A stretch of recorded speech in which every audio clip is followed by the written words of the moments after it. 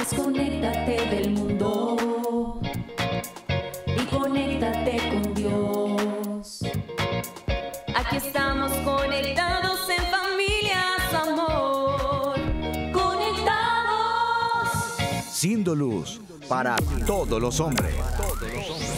La paz de Jesús, queridos hermanos, qué alegría poder conectarnos nuevamente a través de este programa. Saludamos a todos aquellos que se conectan y sintonizan en EWTN Radio. También les contamos que somos las hermanas comunicadoras eucarísticas del Padre Celestial y estamos transmitiendo desde la ciudad de Cali, Colombia, en este espacio radial de Conectados en familia.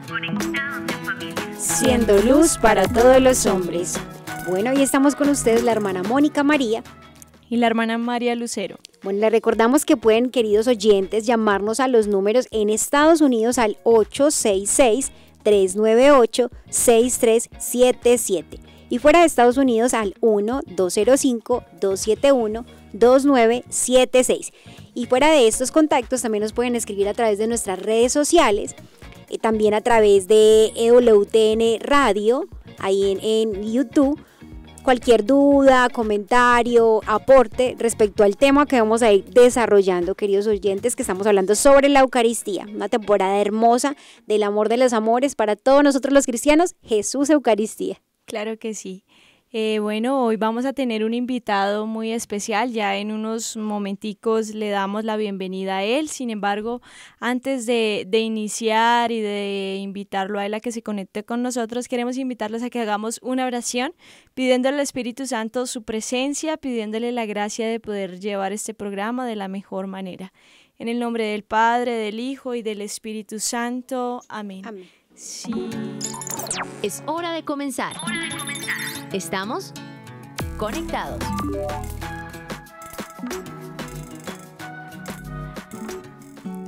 Bueno, yo te invito a que si te queda fácil en el lugar donde estás, puedas pedir la acción del Espíritu Santo, puedas pedir su presencia, puedas colocar tus manitas en posición de recibir. Te entregamos, Espíritu Santo, este momento. Tú conoces lo que hay en nuestro corazón, tú conoces nuestra vida. En este día viernes queremos unirnos a ti, en ti consolar el corazón de Jesús.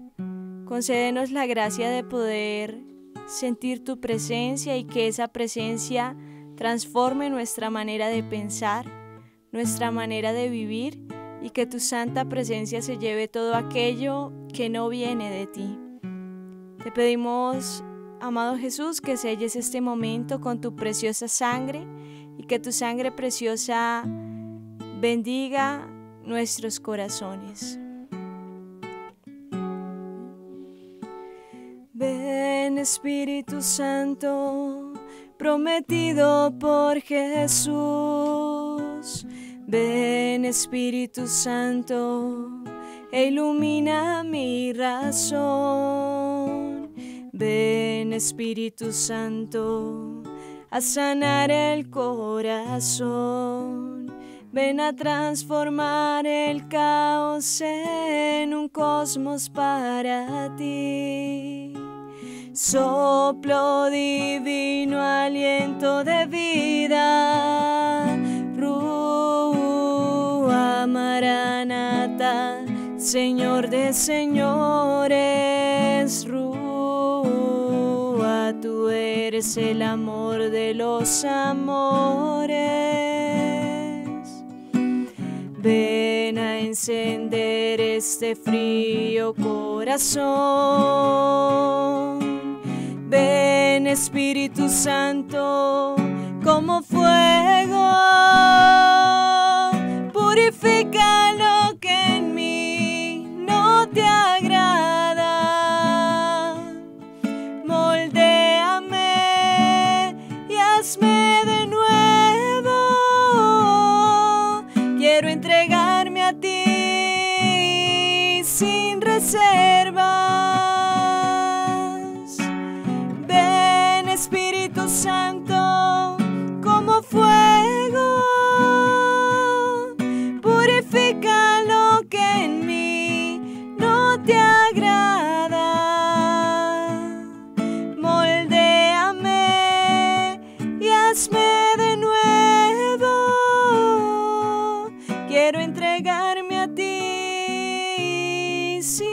reservas.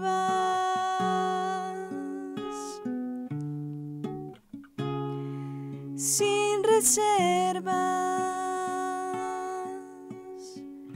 María, hija predilecta del Padre, ruega por nosotros. Tu batería está cargando. No te desconectes. Así es, hermanos, ya con nuestra batería súper recargada, con esta efusión del Espíritu Santo, porque Él es el que nos ayuda, lo hablábamos en estos días, lo hace que hemos empezado esta temporada, de que es la acción del Espíritu Santo en la apertura que nosotros tenemos, que va haciendo la obra para que no nos dejemos llevar solo por los sentidos, sino que veamos más allá de nuestros sentidos y por la fe creamos firmemente que Jesús está presente y vivo en el Santísimo Sacramento. Entonces vamos a darle ya rienda suelta a nuestro tema. El título de hoy, hermanos, es el gran tesoro de los católicos. La Eucaristía, el gran tesoro de los católicos. Entonces, hagamos rápidamente un resumen de lo que hemos visto, hermana Lucero, para nuestros oyentes y también para nuestro invitado, para que se ponga al corriente de todo lo que hemos aprendido. Claro que sí, bueno, hemos estado descubriendo qué es la Eucaristía, hemos dicho que es una acción de gracias, que es un sacrificio que se actualiza a diario. A partir de esto vimos la importancia que tiene este sacramento y la fidelidad con la que la Iglesia guarda este mandato de Cristo, ¿no? Después nos guiamos un poco por el catecismo descubriendo por qué la Eucaristía es centro y culmen de la vida cristiana. Y bueno, aquí nos hacíamos la pregunta de por qué es centro y culmen de la vida cristiana y dábamos 3 razones. Vamos a recordarlas rápidamente. La primera, porque ella contiene todo bien espiritual, es decir, hermanos, Cristo mismo, el bien de todo, Cristo mismo. La segunda, porque a través de la celebración eucarística nos unimos a la liturgia del cielo y anticipamos la vida eterna en la que Dios será todo en todos, y decíamos que por eso el misterio de la comunión de los santos, ¿no? La unión de las 3 iglesias, la triunfante, que son los del cielo, la purgante, nuestras hermanas en el purgatorio, y la militante, que somos nosotros. Y la tercera es que en la Eucaristía ofrendamos nuestra vida y prolongamos la acción de Cristo porque nos convertimos en otros Cristos, siendo luz del mundo y sal de la tierra. También aprendimos el término de la transustanciación, que es el misterio por el cual el pan y vino, aunque siguen manteniendo su característica física, cambian su sustancia por la de Cristo total, es decir, cuerpo, sangre, alma y divinidad.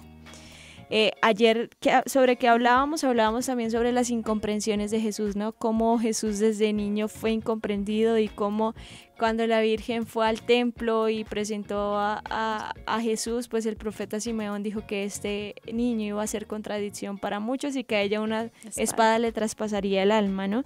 Entonces también hablamos de cómo fue incomprendido desde el momento de su encarnación y a lo largo de toda su vida, ¿no? Y cómo puede ser incomprendido para nosotros al estar en la Eucaristía. Ayer también, por gracia de Dios, pudimos tocar un poquito los temas sobre las herejías que han surgido al respecto con la Eucaristía. Y pues también hablábamos de aquellos que se pudieron retractar ante estas herejías, ¿no? Como un regalo de Dios. Y así a lo largo de esta semana vinimos hablando de eso, porque es el sacramento del amor y pues como hoy lo estamos viendo, es el gran tesoro de los católicos, es tu tesoro, es mi tesoro y debemos custodiarlo. Así es, entonces también la idea de este programa con nuestro invitado es ir aclarando un poco esas dudas que van surgiendo respecto a todo este misterio de la Eucaristía. Entonces, queridos oyentes, anímense por si a medida que vamos hablando de este tema con nuestro invitado, surge alguna duda, escríbanos ahí a través de nuestras redes sociales y nuestras hermanas de máster también nos irán informando esas preguntas para que puedan ir con la ayuda del invitado ir respondiendo. Voy a recordarles para los que se animen a llamarnos y a que nos hagan un comentario, tal vez una pregunta, cómo pueden comunicarse con nosotros. Entonces, fuera de Estados Unidos al 1-205-271-2976 y en Estados Unidos al 866-398-6377. Bueno, hermana Lucero, ¿te parece si antes de iniciar como tal nuestro programa con el invitado, vamos a la frase de nuestra espiritualidad? Claro que sí, vamos a escuchar esta frase. Conéctate con este pensamiento. La pasión de Jesús continuará cuanto perdure su compasión. Bueno, entonces aquí nos surge una primera pregunta, algo muy sencillo para ir como calentando y adentrándonos en este tema. Si escuchamos esta frase, o sea, ¿qué nos puede decir esta frase? Entonces, vamos a preguntarles a nuestras hermanas de máster si ya nuestro invitado está en línea con nosotros. Entonces, Max, brevemente, sería chévere que te presentaras para que nuestros oyentes sepan un poquito quién eres. Hola, Max. Hola, hermanitas, ¿cómo están? Muchos gustos, oyentes. Yo me llamo Max Rincón González. Soy licenciado en Teología de la Universidad de San Buenaventura en Bogotá. Y actualmente pues estoy terminando estudios de Filosofía en la Universidad Pontificia Bolivariana de Medellín. Un gusto estar con ustedes y para compartir esta tarde, este momento, estas dudas acerca de la Eucaristía. Genial, Max. Muchísimas gracias por aceptar esta invitación. Bueno, en cuanto a la frase, pues, ¿qué surge ahí? Hay un tema de temporalidad ahí, porque, bueno, Jesús, o sea, sencillamente, Jesús es la eterna misericordia de Dios Padre, ¿no? Es el amor compasivo de Dios que se hace carne y muestra su rostro visible a toda la humanidad. Él asume al hombre en su totalidad y asume compasivamente al hombre en todo su ser. Pero hay un tema ahí que es el tema del tiempo, ¿sí? Porque mientras estemos aquí en el tiempo, en la temporalidad, Dios viene al encuentro nuestro y siempre nos está buscando, como decía el padre Antonio, como un mendigo, ¿no? Buscando al hombre, ¿no? Buscando cómo el hombre se puede encontrar con su amor. Entonces, es ahí el límite, porque ya cuando nos encontremos con Dios cara a cara, pues ahí vamos a ser juzgados en justicia, ¿no? Pero hay un tema también ahí, es el tema de la misericordia gana el juicio, o sea, es supremo al juicio, ¿no? O sea, y si caminamos en misericordia en la vida, pues obviamente la compasión de Dios se va a mostrar cuando ya nosotros estemos frente a Dios en el día de nuestra muerte, ¿no? En el juicio particular, digámoslo así. Wow, qué interesante. Muchas gracias pues por este aporte, ¿no? De habernos recordado también de esta misericordia y esa compasión que el Señor nos tiene pues a diario. Bueno, Mats, tenemos otra pregunta, ¿no? Esta continuación de la pasión se da a través del sacrificio eucarístico, pero yo creo que muchos de nuestros oyentes se preguntarán ¿cómo se da esta continuación? ¿Qué tipo de sacrificio se lleva a cabo en la Eucaristía? ¿Y por qué Cristo se sigue sacrificando? O sea, ¿no bastó el primero? Sí, o sea, ahí digamos que ahí nos viene una categoría, un tema que es muy importante, que es el tema del sacrificio cruento e incruento. Tenemos que tener en cuenta eso, porque los católicos sabemos de ese tema del incruento, porque cuando decimos eso es porque no hay sangre, ¿no? O sea, el cruento, digamos, es cuando Jesús asume la muerte en la cruz y se ofrece a sí mismo como víctima. Eso lo sabemos todos, pero cuando decimos incruento es cuando ya el sacrificio ya se realiza sacramentalmente en la persona del sacerdote, ¿sí? Ministerialmente, el sacerdote, Cristo en persona de Cristo, el sacerdote asume eso ministerialmente y se ofrece por todos también para que la comunidad se una eucarísticamente y sacramentalmente al misterio de Cristo. O sea que podríamos... Entonces, Hola. Hola. Entonces podríamos decir que, a ver, tú nos estás hablando del sacrificio cruento e incruento. Entonces, el sacrificio cruento es el que Cristo realizó en el Calvario con derramamiento de sangre, ¿cierto? Entonces, según lo que nos dice, el sacrificio incruento sería sin derramamiento de sangre, pero es un sacrificio sacramental, según lo que nos dices. Sí, así es, sacramental. Obviamente ese es digamos así que, pero eso no solo, digamos, el cruento se actualiza en el incruento. Ah, ok, ya. Es uno solo. es uno solo. Genial. Porque la víctima es una sola Eso no. y la Eucaristía es una sola. Ella se actualiza memorialmente en cada Eucaristía, ¿no? O sea, el sacrificio es uno solo, él no se vuelve a repetir en cada misa porque, digamos así que porque Dios es atemporal, Dios entra en el tiempo, y en la Eucaristía pues se hace cuerpo y sangre, entonces la Eucaristía sigue siendo una sola. El sacrificio que se hizo cruento hace 2000 años se actualiza en la Eucaristía por las palabras del sacerdote y ya se hace cuerpo y sangre en las especies del pan y del vino. Max, Eso es. ahí me surge una duda, o sea que no está bien cuando decimos nosotros los católicos practicantes no, es que yo ya tuve una misa, voy a otra misa, no, es que son varias misas. O sea, según lo que tú nos explicas, no está bien porque es una sola misa, ¿sí? Es un solo sacrificio. Entonces no está bien dirigirnos pues como Es decir, un solo sacrificio. yo tuve varias misas o voy varias misas, no, porque solo es una misa. Claro, inclusive la Iglesia, en eso también la norma, por lo menos nos recomienda el derecho canónico que por lo menos 2 misas máximo en el día, o sea, y deben ser por 2 intenciones distintas, ¿sí? Y vamos a ir a distintas, pero por lo menos el tema de los hermanos protestantes que nos dicen a nosotros, no, ustedes están matando a Dios a todo momento, Ajá. o sea, ustedes están matando, no, o sea, yo no entiendo eso, porque el sacrificio es uno solo, o sea, como les decía ahorita, Dios es atemporal. O sea, la muerte de Cristo, digámoslo así, en términos cairológicos, del kairos, que es la eternidad, Dios ahí ya se hace presente por las palabras del sacerdote, ¿sí?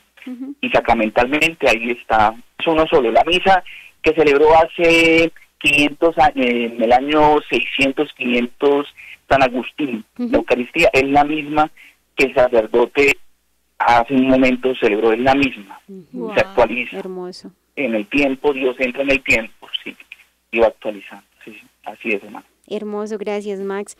Bueno, y escuchando eso también tengo otra pregunta de que, o sea, tenemos claro que la Eucaristía perpetúa la entrega de Jesús en la cruz, pero uno podría decir, ¿pero para qué perpetuarla? ¿Qué necesidad hay? ¿O cómo entender esto? Lo entendemos, tengamos en cuenta la palabra de Colosenses de San Pablo. San Pablo nos dice, completo en mi carne lo que falta las tribulaciones de Cristo en favor de su cuerpo, que es la iglesia, ¿no? Hay una cosa del tema es un tema también eclesiológico, de iglesia, ¿sí? Porque, o sea, Cristo, el tema del sacrificio de Cristo no se queda solamente ahí, se va completando en cada uno de los miembros de la iglesia. Cristo sufre en cada uno, padece en cada uno de los miembros de la iglesia. Él fue muy claro cuando dice que cada vez que le hicieron un mal, un bien a uno de mis hermanos, me lo hacen a mí también. Entonces, es un tema donde el Señor asume al hombre en su totalidad y se hace carne con él, asume su debilidad, asume sus miserias, asume sus virtudes también, asume todo su ser. Y ahí juega mucho el tema de la libertad, el libre albedrío. Entonces, ahí podemos decir que si podemos nosotros aceptar o no la salvación, eso ya depende de nosotros, de nuestra libertad. Mira que me haces acordar entonces. Y ahí también juega también el tema de la evangelización, es muy importante. La iglesia tiene que estar constantemente también evangelizando para que el mensaje llegue, ¿no? Acuérdense que nosotros, el tema nuestro, nuestra iglesia es una religión, nuestra fe es neumatológica, es la fe del Espíritu Santo, es la fe que nos dejaron el abogado, que es el Espíritu, que está siempre presente en nosotros a través de los sacramentos, o en el caso nuestro, como católicos, ¿no?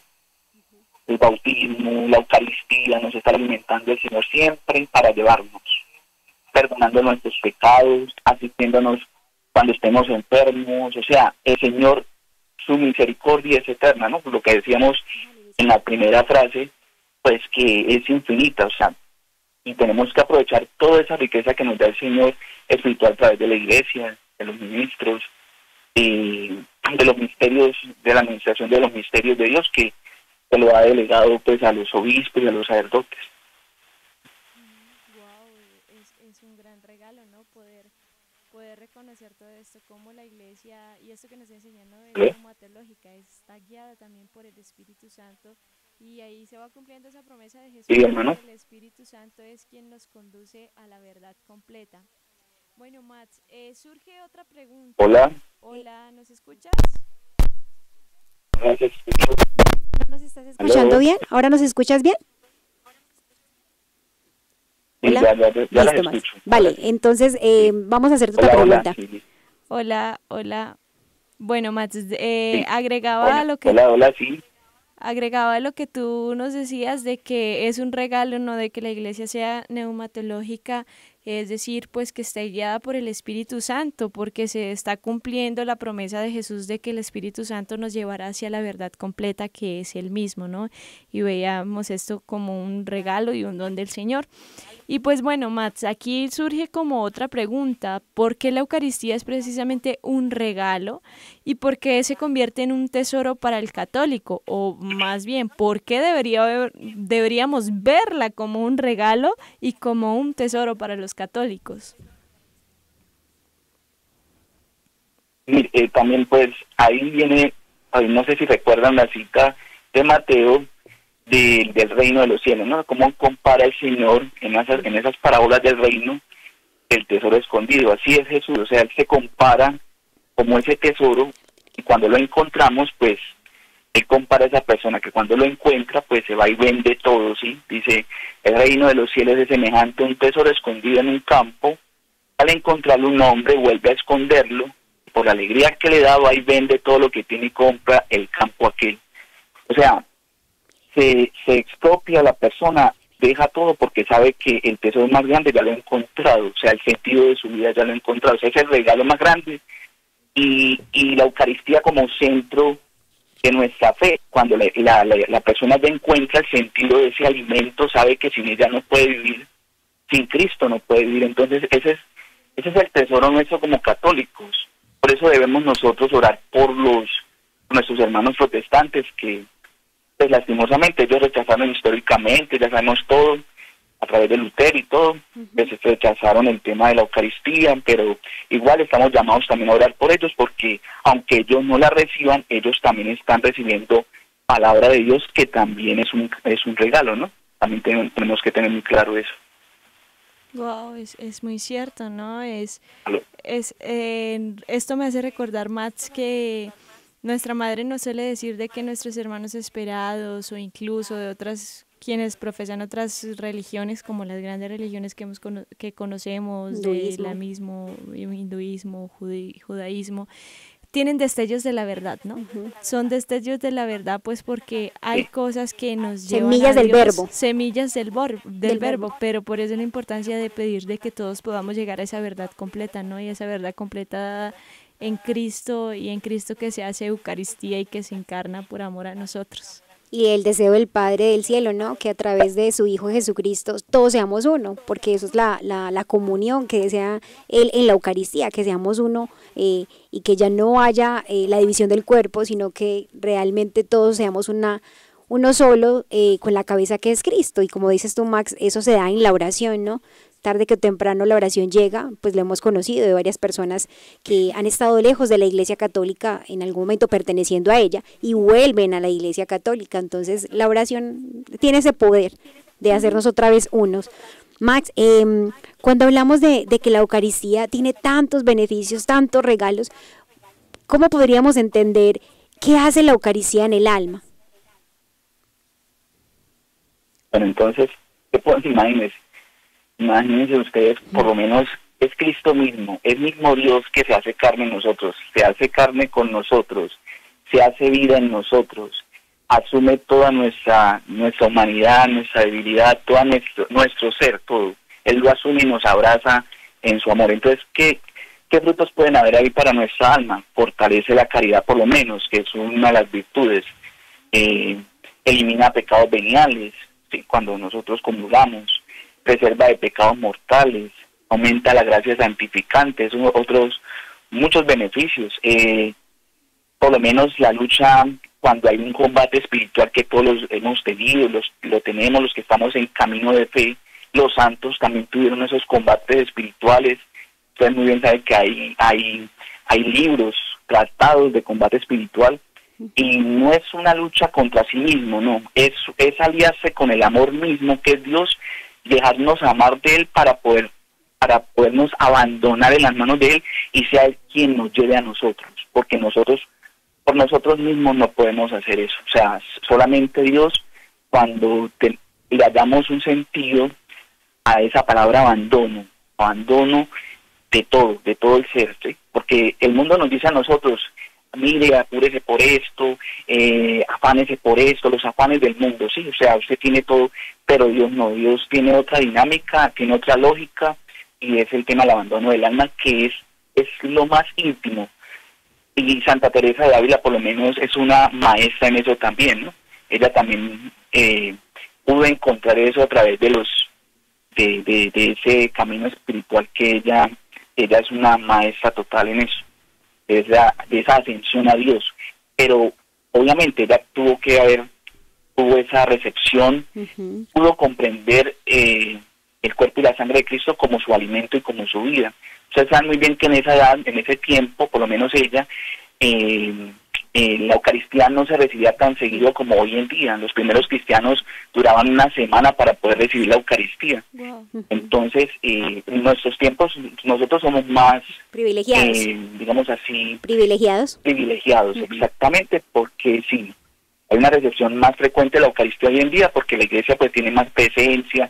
Podemos, en algunos lugares todavía no, pero los países que hay más creyentes, somos muy bendecidos, la verdad. Y donde no hay, pues hay que orar para que el Señor también llegue allá también.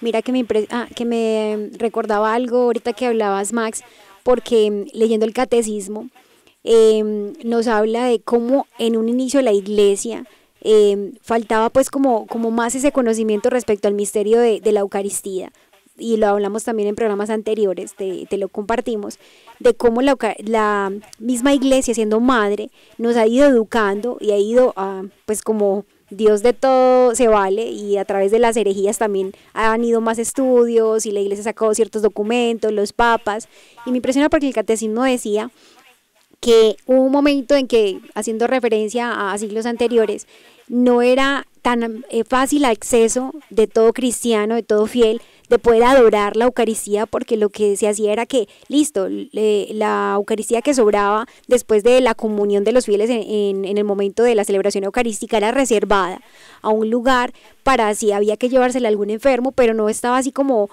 tan asequible, porque no había esa conciencia todavía de que también era necesaria esa adoración de la Eucaristía, que Jesús quería ser adorado, y como al transcurso de los tiempos ya la Iglesia ha ido, digamos, con la ayuda del Espíritu Santo, ha ido comprendiendo un poco más que es necesario, y por eso ya es más asequible que nosotros, todo cristiano, pueda buscar y adorar a Jesús en el Santísimo Sacramento. Por eso lo que tú decías de ahorita tenemos ese privilegio, y qué lástima que el tener tal privilegio no lo aprovechemos, porque hay muchos agrarios en que Jesús está abandonado y que no hay quien le adore, sabiendo que hay muchos que decimos ser católicos, y no necesariamente por tiempo, sino porque no hay esa conciencia y ese amor de que al fin y al cabo no es que Dios necesite de nosotros, somos nosotros los que necesitamos de Él. Pero lo decías tú al inicio, Max, que lo aprendíamos también de que nuestro fundador nos decía mucho, Dios es un mendigo de amor. Entonces, ¿cómo se hace necesitado? Y cómo, pues, tanto fruto que recibieron tantos santos, y aún que no tenían ese gozo de tener tal privilegio de constantemente la Eucaristía, ahora nosotros debemos ser, digamos, trabajar más ese deseo de santidad, porque tenemos muy, muy a la mano esa cercanía con Jesús sacramentado. Sí, es un regalo bastante grande que el Señor nos ha venido permitiendo, ¿no? Y es poco a poco como lo va revelando el Espíritu. Bueno, yo quiero invitarlos en este momento a que estoy leyendo unos comentarios de nuestros hermanos que nos piden poder, como en resumen, aclarar algunas de las cosas que dijo Mats, porque hubo una interferencia ahí en el sonido. Entonces, para aquellos que no pudieron escuchar, a él le hicimos una pregunta sobre el sacrificio que se lleva a cabo en la Eucaristía, y él nos decía que se lleva a cabo un sacrificio incruento. Entonces, hay un sacrificio cruento que es el derramamiento de sangre, que es el que realizó Jesús, y este sacrificio se sigue perpetuando de manera incruenta en la Eucaristía, es decir, sin derramar sangre, sino a través del sacramento como tal, era como la respuesta que Mats nos daba. Otra de las preguntas que le hacíamos a él era por qué Jesús se iba a perpetuar, ¿sí? A perpetuar en la Eucaristía.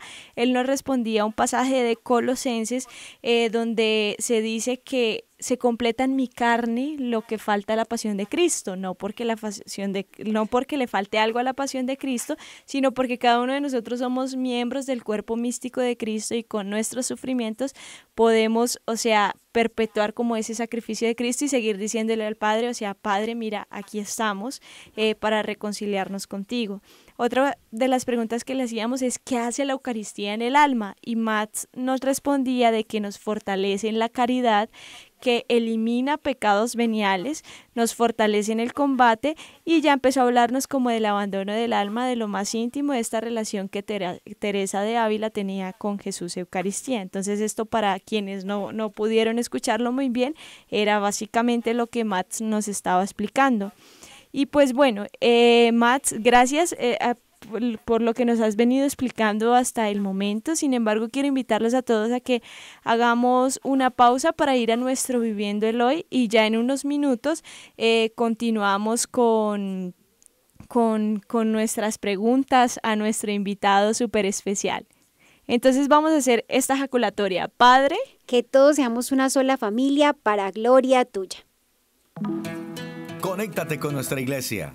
Con la realidad del mundo. Con nuestros hermanos necesitados. Conéctate con verdadera caridad fraterna. Estamos en Viviendo el Hoy. Conectados.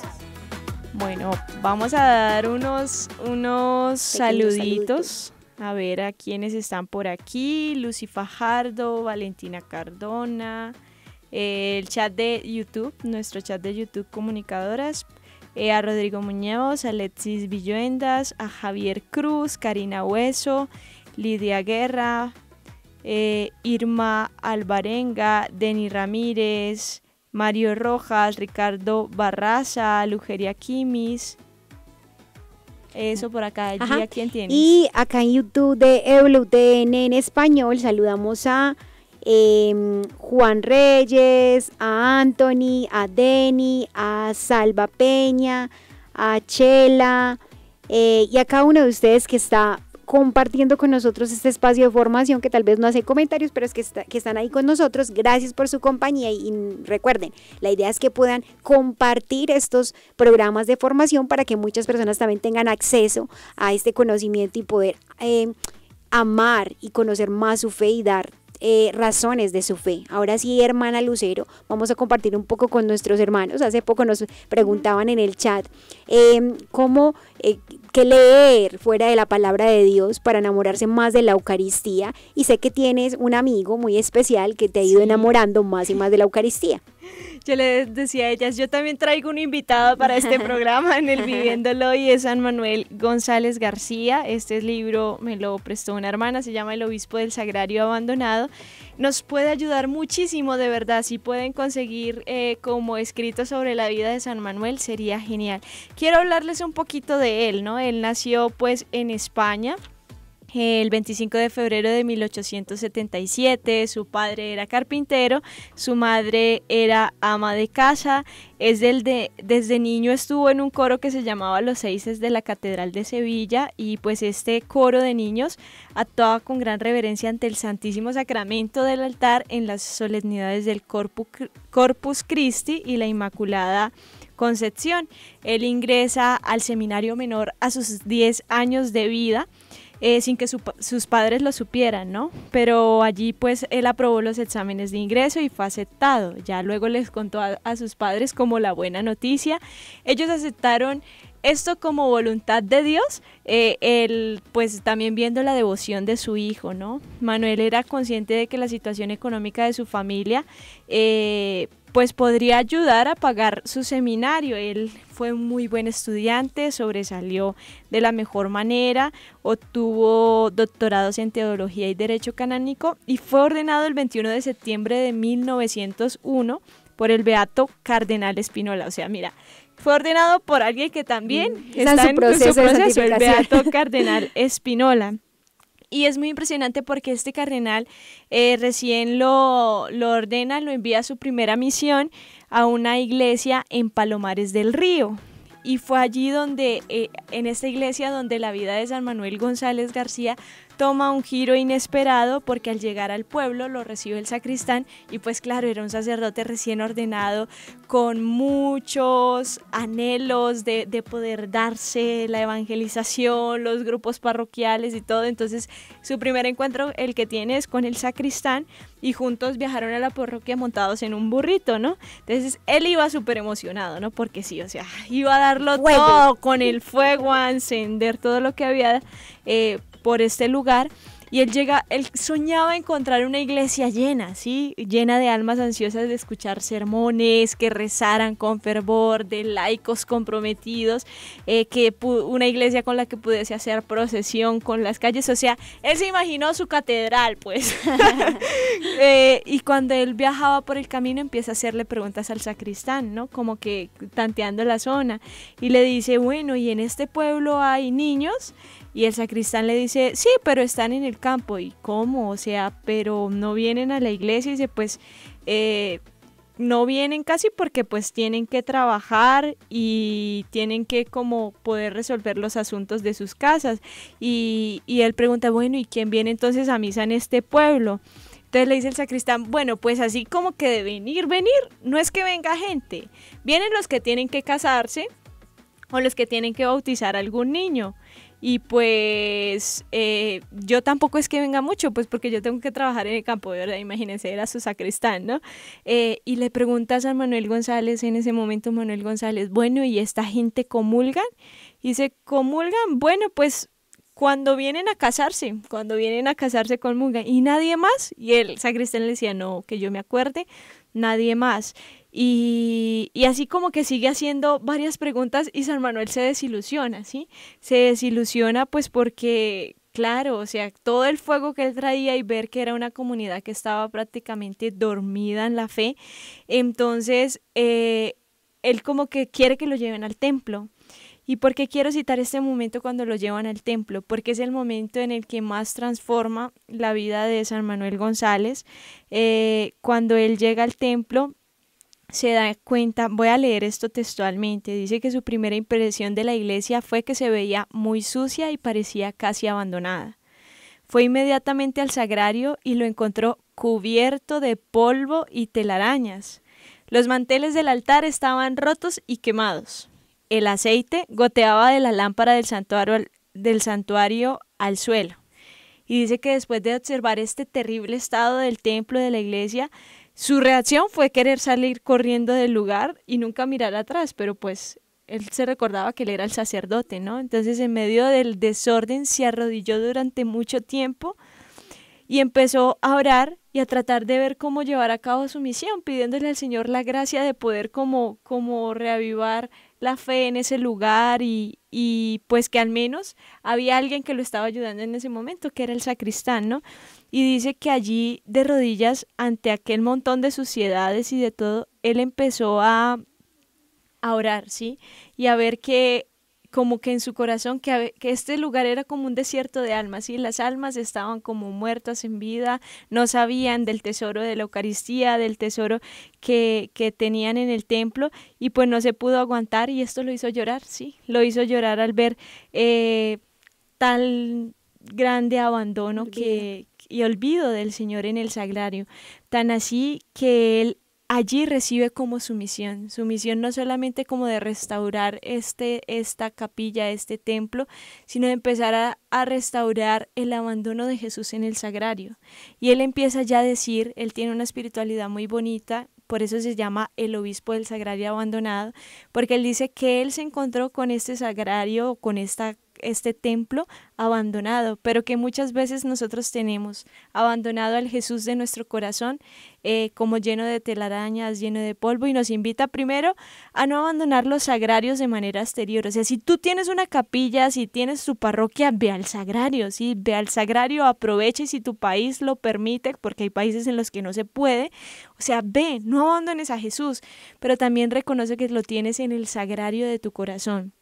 Y esta experiencia espiritual es la que transforma la vida de San Manuel González y le hace decir, o sea, yo tengo que llevarle discípulos a Jesús, las Marías del Sagrario, los Juanes del Sagrario. Entonces, que tú y yo nos motivemos a ser Marías del Sagrario, que estemos allí a sus pies, que lo escuchemos, que lo miremos, que lo contemplemos. Y pues esta es la experiencia que tiene San Manuel González. De ahí inició como toda su misión de poder acompañar a Jesús en el sagrario y no dejarlo abandonado. Y ya finalmente quiero leerles su petición. Él antes de morir dijo, él murió el 4 de enero de 1940, y antes de morir dijo: pido ser enterrado junto a un sagrario para que mis huesos después de muerto, como mi lengua y mi pluma en vida, estén siempre diciendo a los que pasen: ahí está Jesús, ahí está.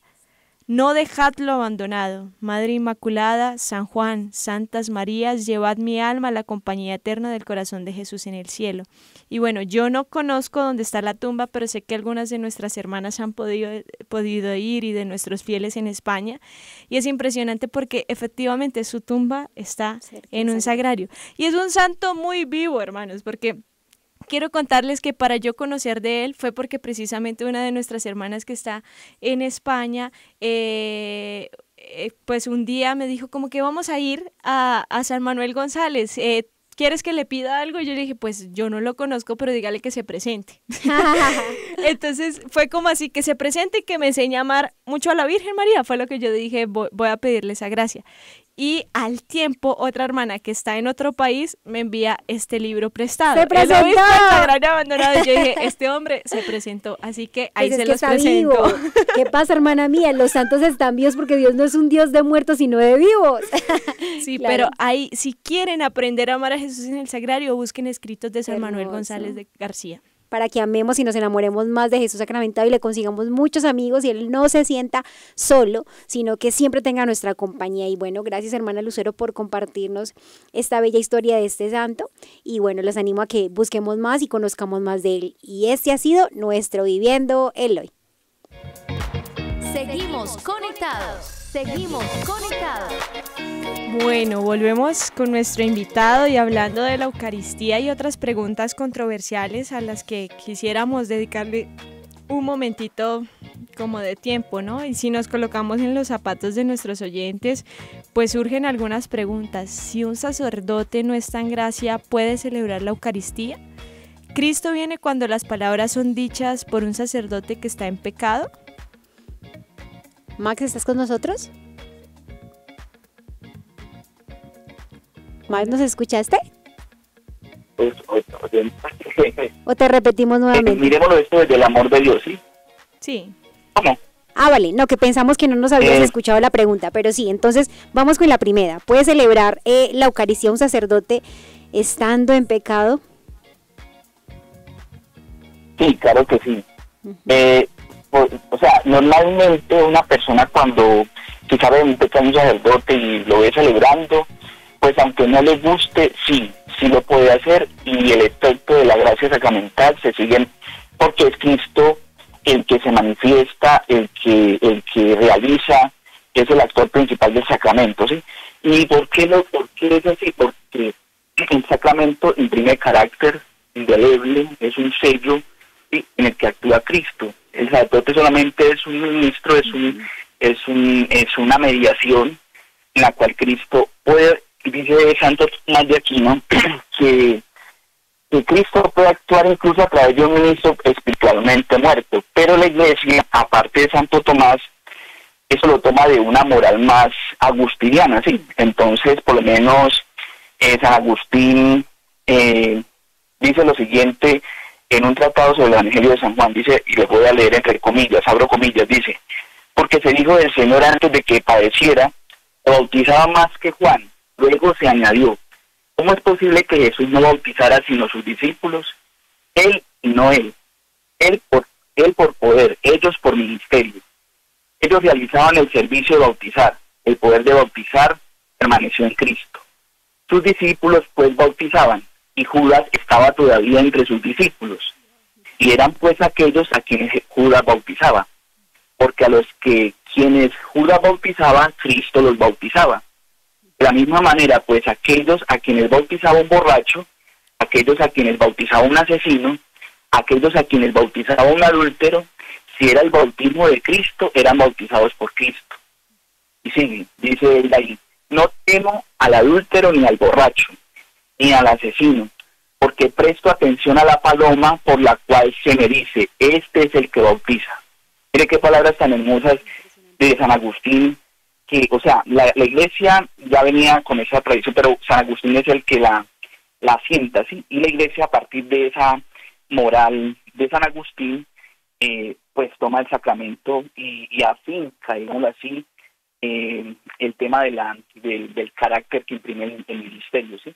Es muy importante eso, saberlo. O sea, el sacerdote está obligado a confesarse también, o sea, él no puede celebrar normalmente como cualquier cristiano, como cualquier bautizado, no puede presidir una Eucaristía en pecado mortal, porque normalmente eso sería un sacrilegio. Él está obligado a hacer un acto de contrición perfecta y buscar lo más pronto posible el sacramento de la confesión para poder también estar en gracia sacramental.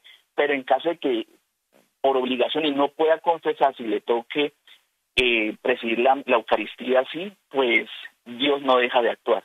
Y Jesús se sigue haciendo presente en el sacramento de la Eucaristía, en las especies del cuerpo y la sangre, en el pan y el vino que se hacen cuerpo y sangre de Cristo. Gracias, Max. ¿Te acuerdas, hermana Lucero, que hablábamos en uno de los programas? Sí. Que la presencia de Jesús sacramentado. Sí, ¿Nos escuchas? Max? Hola. Hola, Max. Hola. Nos escuchamos. ¿Tú nos escuchas? Te estamos escuchando. Ahora sí, ahora sí. Que compartía con nuestros oyentes en programas anteriores junto a la hermana Lucero, que el hecho de que Jesús se haga presente en la Eucaristía no depende de nuestra fe. Él está real y vivo ahí, sea que tú creas o no creas. Y contábamos experiencias de personas que dudaban de esa presencia de Jesús sacramentado, y Jesús en su misericordia se les revela para que vean palpable que no depende de su fe, que no es, digamos, condicional. Eso es independiente. Y me acuerda de la vida de los santos, por ejemplo, Santa Teresa de Ávila. Hubo un momento que ella buscó la confesión de un sacerdote que muchos en el pueblo sabían que tenía mala vida, y ella buscó confesarse con él para de cierta manera despertar su espíritu y decir, aunque aparentemente ya no te creas que no tienes la gracia de tu ministerio, lo tienes, porque es Cristo a través de ti. Y cómo eso hizo despertar a ese sacerdote. Entonces me parece hermoso lo que nos comentas, Max, porque no sería, o sea, no tenemos que estar tranquilos con esa realidad que muchas personas pueden conocer de ciertos sacerdotes que están en pecado por la debilidad humana y aún así ejercen su ministerio. ¿Qué tenemos que hacer nosotros como cristianos? Orar. Y sacrificarnos. Orar, y sobre todo, pues orar, ¿no? Orar, no podemos juzgar, porque recordemos que sea lo que sea, son ungidos de Dios, ¿sí? Y su mayor dignidad es la del sacerdocio. Orar y ofrecer sacrificios, ¿sí? Porque pues tampoco podemos ir a murmurar de ellos, porque podría pasar lo que le pasó a María en el Éxodo, cuando juzgó a su hermano, a su hermano, ¿no? A Moisés. Ella y Aarón se llenaron de lepra, ¿no? ¿Y por qué? Porque Moisés era un ungido del Señor. Entonces Dios nos libre a nosotros de murmurar contra ellos, que más bien con tus oraciones y tus sacrificios, tus ayunos, o sea, si tú conoces un sacerdote que está en esa situación, ora, ayuna por él. Si hay la forma de poder hablar con él o qué sé yo, bueno, ya es como buscar ayudas y medios, pero si no, ora y ayuna, pero nunca hables mal de un sacerdote, porque ni tú ni yo tenemos la gracia para hablar mal de nadie, ¿sí? Y menos de un sacerdote que es un ungido de Dios. Max, una pregunta. Cuando hablamos de los requisitos para que haya una consagración, pues, ¿qué podemos decir? ¿Qué requisitos uno diga sí o sí tienen que estar para que se dé la consagración? Para que sea válida. Para que sea válida. Y lo otro es, ¿cuál es la importancia de las palabras consagratorias? Si hay sacerdotes que no son fieles... perdóname. Ajá. que si hay sacerdotes No, sigue. que no son fieles a estas palabras de la consagración, ¿qué pasa allí? ¿Hay consagración o no hay consagración? A ver, ¿cuáles son las condiciones para que una consagración sea válida? Entonces, primero, pues que el ministro que realiza el preside la Eucaristía sea un sacerdote o un obispo válida, lícita y válidamente ordenado, ¿sí? Eso es lo primero que tenemos que tener claro eso. Y otro, pues si se utilizan las palabras de consagración, tal cual, está en mi cuerpo, está en mi sangre, ¿sí? Otra es la materia de la consagración, que sea un pan de trigo y vino de uva en las especies, ¿sí? Que no sea ni pan normal, ni sea gaseosa, ni sea otras cosas que por ahí, que son ya vienen los abusos litúrgicos, que eso es otro tema que pues ya hay un documento que también se llama Redención y Sacramento. Juan Pablo II nos habló de eso y de unas recomendaciones para en esos casos de abusos que pronto podemos ver tanto en los ministros como en los ordinarios, como también en los fieles, ¿no? Y hay otra condición que la intención del ministro sea celebrar la Eucaristía. Entonces, lo que se salga de esto queda, digamos así, el resto, si no se cumplen estas condiciones, pues lógicamente vamos a decir que es muy difícil que